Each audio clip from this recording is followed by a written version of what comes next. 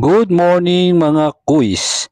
Ngayong araw na to, maaga ako nagising kasi may plano ang tropa na maglo-long ride. So ayan nga mga kuys, nagpe-prepare na ako dyan para sa aming long ride na tinatawag naming weekend ride. So ang plano namin mga tropa ay pupunta sa may Alcudra cycling track. So ayan, ako'y nagpe-prepare na dyan mga kuys. Time check dyan, mga around 3:30 AM ng umaga or around 3 o'clock in the morning. Nagising na ako dyan kasi ang meet up time namin ay dapat alas 4 makaalis na kami sa aming meet up place. So yan mga kuys, at nagsuot na ako ng jersey. So saktong-sakto lang naman yung jersey na yan at medyo fitted siya. At syempre, kailangan din ng diet para maganda mag-fit ang cycling jersey sa yan nga mga kuys. At maglalagay na rin ako ng warmer kasi medyo malamig doon sa pupuntahan namin. So malaking bagay itong warmer na to pagdating doon sa pag medyo may init na at sa lamig, pang protection na rin sa lakas ng hangin.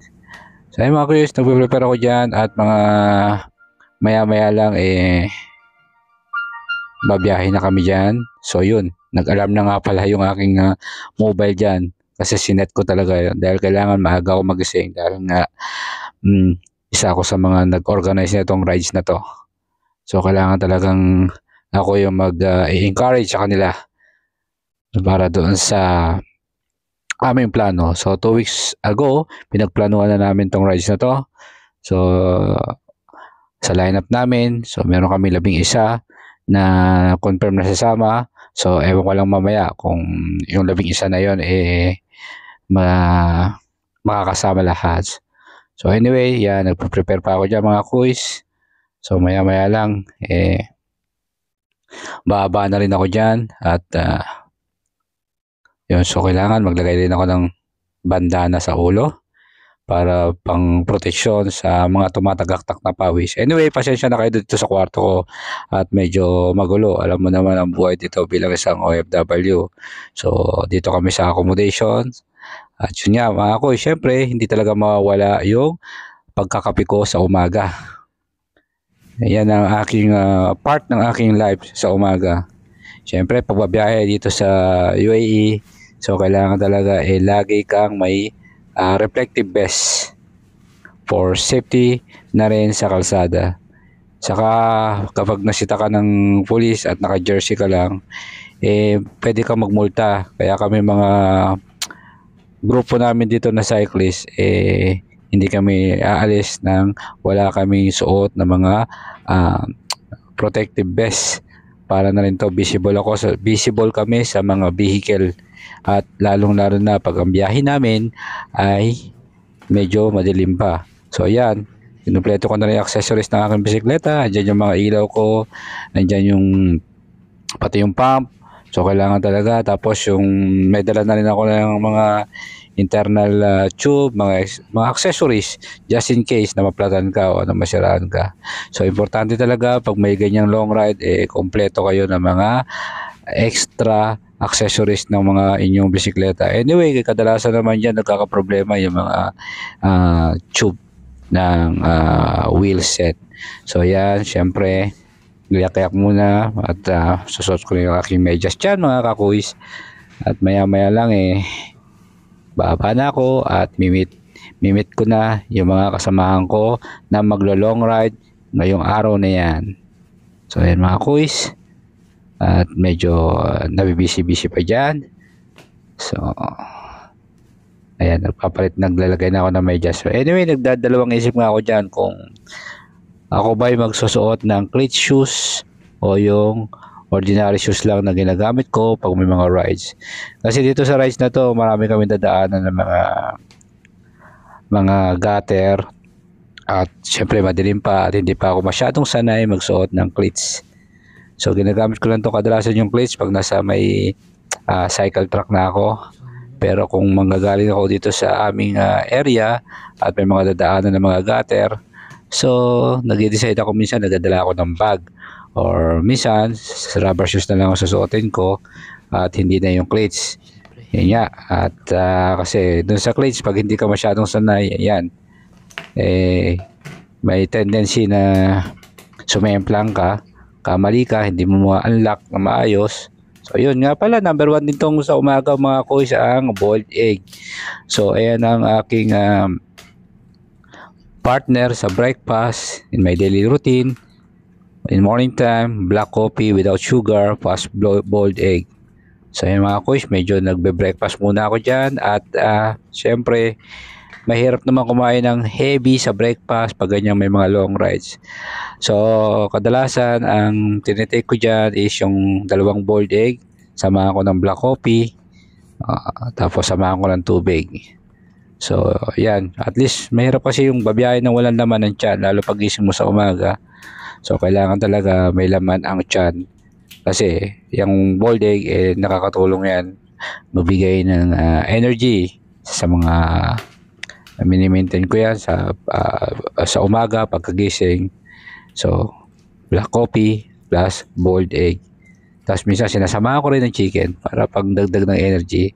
Ganyan may mga long ride kami. So yan mga koys, nagkakape-kape muna ako dyan. So kailangan talaga is may karga dyan, hindi pwedeng wala kang karga sa umaga at malayo-layo ang aming papadyakin.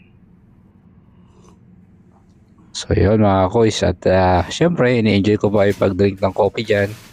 At ayan, nagagayak, malapit na akong nagagayak. Kaya tinignan ko na yung aking bag dyan, kung ano yung mga dadaling ko. Anyway, dahil sa malayo nga, nagdala ako ng tinapay dyan at yung palaman. Dahil nga malayo ang aming biyahe, at syempre kailangan may dala rin pagkain pang support. So yan mga koys, at sinuot ko na rin pala ang aking ano dyan, ang aking best. Then yan, nag-decide ako na rubber shoes na lang pala gagamitin ko dyan mga kakoys. At syempre mahirap na mag-cleats lalo pag madaling araw ang biyahe nyo, kasi nga delikado na rin sa daan. So yun, nag-decide ako na rubber shoes na lang yung gagamitin, even though long ride, for the safety na rin, at hindi pa ako masyadong sanay sa magsuot ng cleat shoes. So yun mga kuys, at piniprepare ko na aking sarili dyan. Medyo mahaba-habang preparation yan. So maya maya lang, ibaba na ako.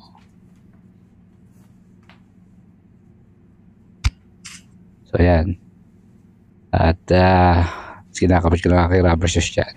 So ayun na mga koys, kita tayo sa baba. Okay na. Mga kasama. At ito na nga pala si Master Erwin, ang aming mag-guide papunta doon sa Alcudra. So sana yung mga nasa lineup parang mabuwasan pa yata kami. Pero anyway, sige, tuloy pa rin. Medyo maganda-ganda yung panahon, kala ko ulan. So susunduin niya muna yung tropa namin na taga Satwa, guys sa Dubai Canal. Okay mga kuys. Okay, sige. Ganda. Ito muna ako. Akit pa rin ako, siset up pa lang muna. Galang ako. So yun, at ang biyahe namin na ito is Alcudra route. Papalo kami ng 130 km. Hindi namin alam kung kaya namin abutin yun, dahil nga sa layo nun. So magmumula kami dito sa may Alcuz to Alcudra. Papunta pa lang siguro nasa ano na mga 50 kilometers, mga ganon. Tapos kung iikot pa kami doon, so mahaba-haba yun. So yun lang mga kuys, tara samahan nyo kami sa aming ganap ngayong umagang ito. Dated November 26, 2023, Sunday morning. So 4 o'clock ride out namin. So 3 o'clock sunod na yung program, 3:30. Ayan namin yan. Sir, good morning sir. Good morning. First time mo mag-Alcudra sir? Pangalawang mag-Alcudra. beses. First time mo mag-Alcudra. So maganda-gandang ano to, long ride to. Maganda First time natin mag-Alcudra, mga kasimplang. So si Kasemplang Vlog kasama natin ngayon mga kuys. Kasi kailangan natin ng papawis. kasama namin sa long ride na tatawagin namin epic ride. So ito na. Ito na. Sino sinundo ni ano? Ha? Sino sinundo ni ano? Sino? Ayan, tiga Satwa. Ride out na kami, 3:30 AM. So susunduin namin yung apat doon sa may papalo kami siguro ng mga 130 km ang takbuhan namin. So may bus naman na maghihintay sa amin mamaya. So ilang mga kuys. At ito na yung mga kasama ko. So ito nga pala yung kabuuan ng accommodation namin. So ito yung court na ano namin. So yun. Yung security. At maaga kami. Malayo-layo ang biyahe namin. So tayo-tayo lang.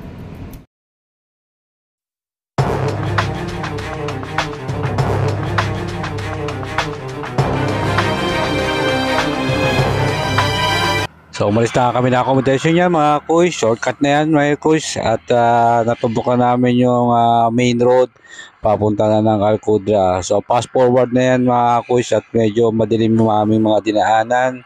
So nakatakbo na kami dyan ng mga ilang oras at yun nga, na-reach na namin yung Arco doon sa may Alcudra. So picture muna kami ng mga tropa. Siguro ang tumakbo na kami dyan ng mga around 20 km mula doon sa may Alcuz, doon sa accommodation. So ayan yung Arco ng Alcudra, ang bubungad sa inyo pag narating nyo na yung the longest cycle track dito sa may Dubai. So yun na nga mga kuys, at ayun, nagpatuloy kami nung ma-reach na namin yung roundabout doon sa may cycling track. So dumire-diretso na kami dyan mga kuys. So mga time na yan mga kuys, around mga 5 o'clock in the morning, at ang temperature dyan is nag-range pa siguro ng mga 37 to 35 degree at medyo malamig, sabayan pa ng So ayan ang takbuhan na nga dyan mga kakuys, pumapalo na ng mga 35 to 37 km per hour. So medyo hataw na yan mga kakuys dahil na ang ganda ng cycling track dyan. So hindi ka pwedeng babagal-bagal dyan kasi ang dami ng malalaking grupo dyan.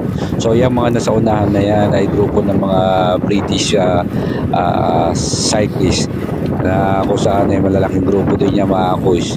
So maliit lang yung cycling track, Makitid compare dun sa may Nad Al Shiba. Kaya Kuys, actually na-reach na namin yung Alcudra. So from 0 km doon sa may roundabout, nakaka 5 km pa lang kami dito sa may Shade 2. So bawat ano rito, bawat bubunga na ganyan may tinatawag silang shade. So actually from 0 km doon sa may roundabout hanggang sa last exit, nagre-range siya ng 15 km. So marami rin mga cyclists ngayon mga kuys. Good morning! Ay mga grupo-grupo ng mga cyclists dito, malalaking cyclists. Nandito yung mga pro, mga beginners. Itong Alcudra na to, ito yung mga sikat na cycling track dito sa may heart ng Dubai. So mahaba to mga kuys, siguro nasa from roundabout around 145 km. Ayun. So ayan yung kasama ko dalawa. Nagpahinga muna kami mga kuys. I love cycling. So ayan yung mga grupo-grupo ng mga siklista. Ano sila? Marami sila rito. So time check, siguro mga umalis kami doon mga 4 o'clock, 5:30 nandito na kami ngayon. So ayan, grupo-grupo sila. May mga sakyan din yan. Morning sir. Ayun, ang dami nila, mga puti. So weekend ngayon mga kuys, expected namin napakaraming ano rito, tataw.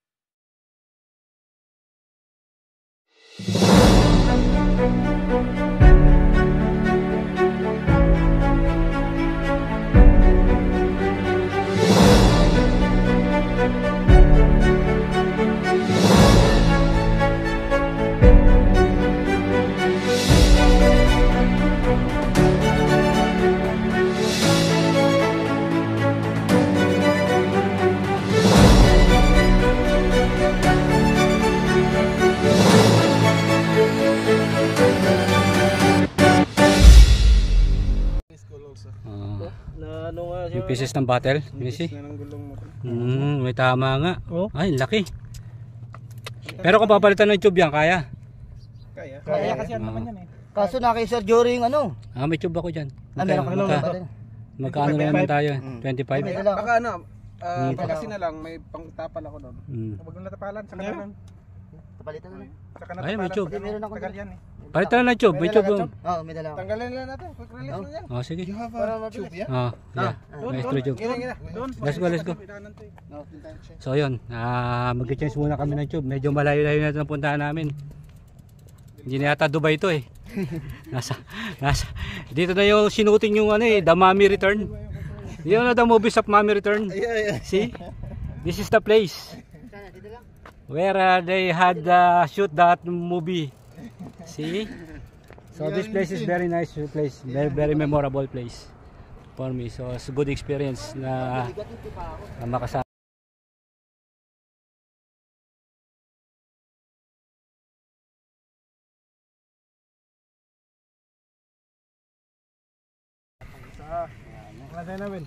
Napakaswerte talaga ni Erwin sa flat tire. Hindi kasi nakahawa ako.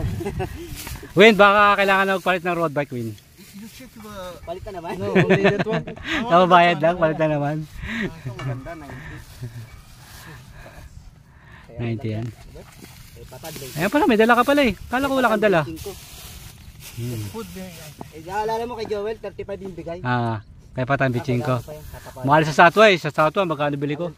35 yata sa Satwa. Pwede pa yan, di ba? So, very nice place.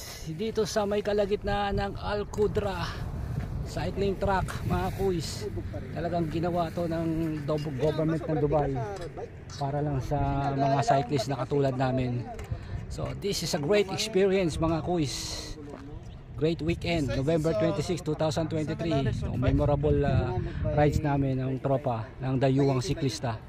So anyway, this great experience na isang magiging malaking memorable sa akin pagdating sa mundo ng cycling. So hindi man tayo nakakasali sa mga event, pero enjoy naman mga kuys yung aming mga biyahe. So yan, pabalik na kami mga kuys.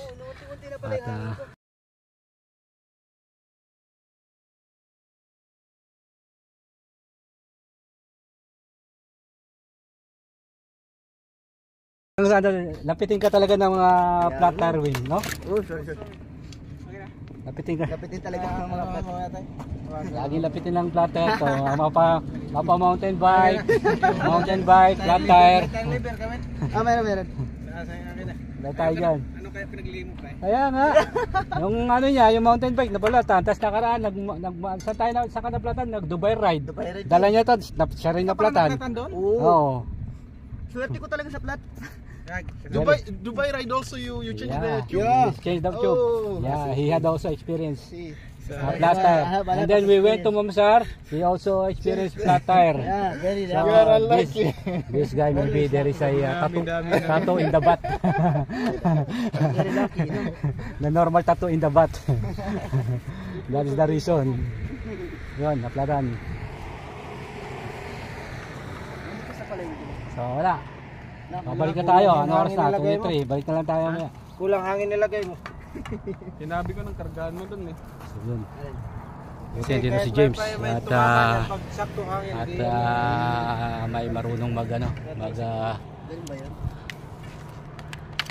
magkalikot ng bisikleta. Babalik pa kami, 1 hour pa yung tatakbo namin papunta doon sa Meron na po. Tapos dito 30 minutes.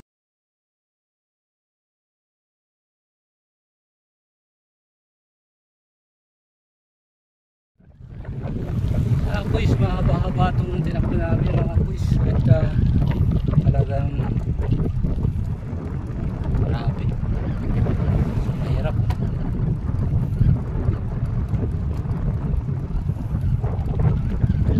Inabot ako ng tanghali mga kuis. So balik na kami. Babalik na kami sa aming binahe kanina.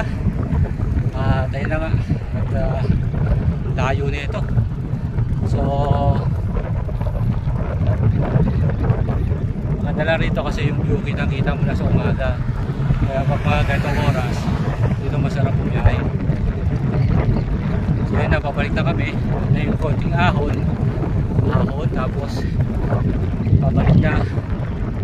Ayan, maahon ako mga kus, nakaramdaman ko yung ahon dito.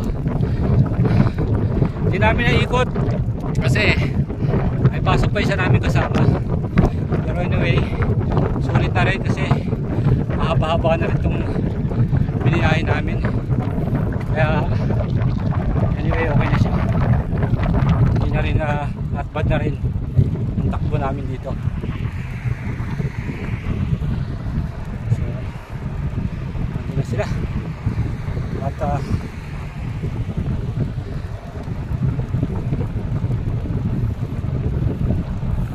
ganda ng view rito mga kuys.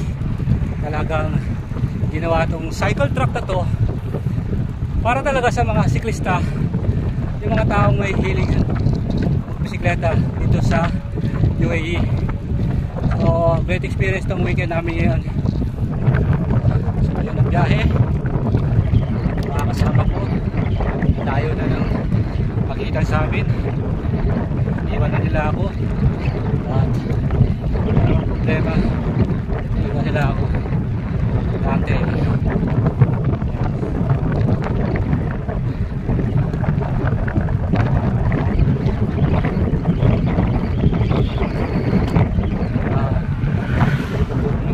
Nandito nakataw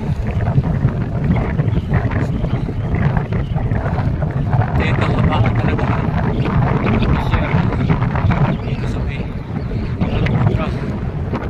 Ang haba lapit lang to tapos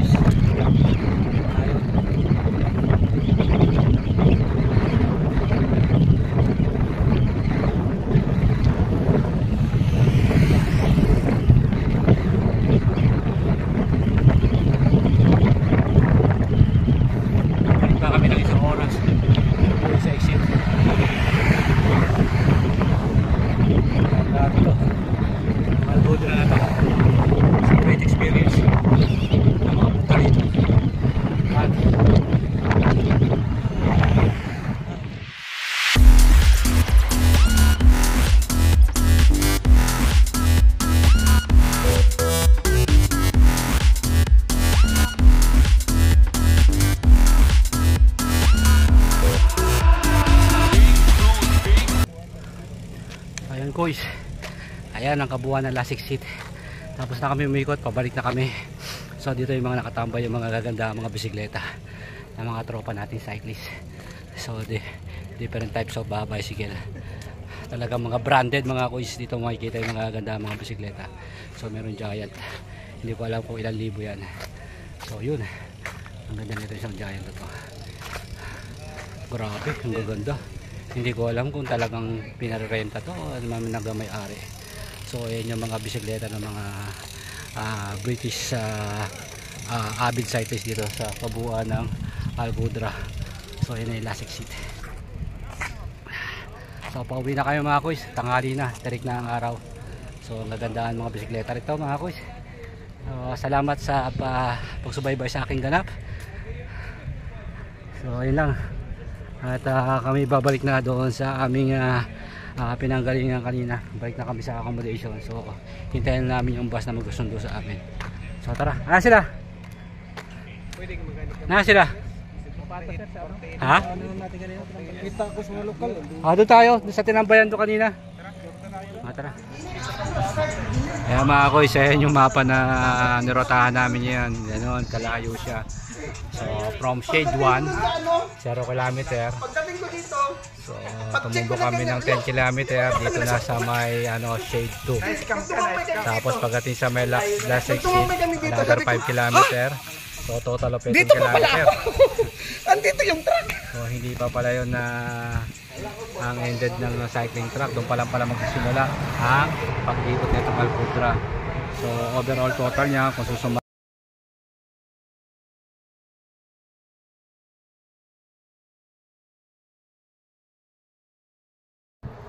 ayan ang bus. Nakakita namin mga kuys. So kasi sa bus. At tanghali na, mainit na, trip na ang araw mga kuys. Okay.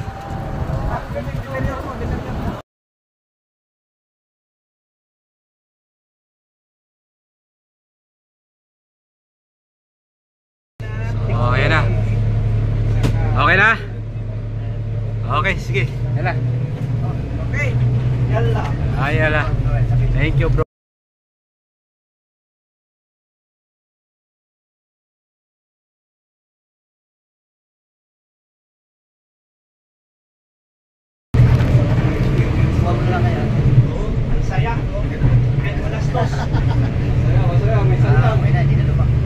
Ang saya kahit magastos. Saya kahit magastos, no? Picture sa unahan. Ayaw ba na? Picture. Gumamit na kami ng pinagbabawal ng technique. Ano namin Ito na kami ng sponsor.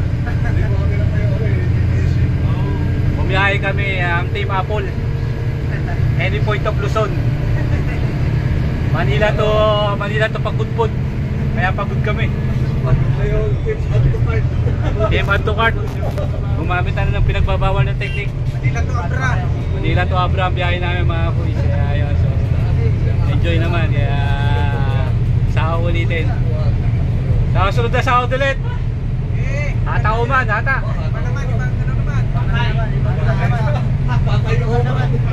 Yamado mountain bike sa hata uman. Mamsar, kaya padyakan yan, Mamsar. Bike na lang natin, pagkat. Babike na natin yan, Mamsar. Oo.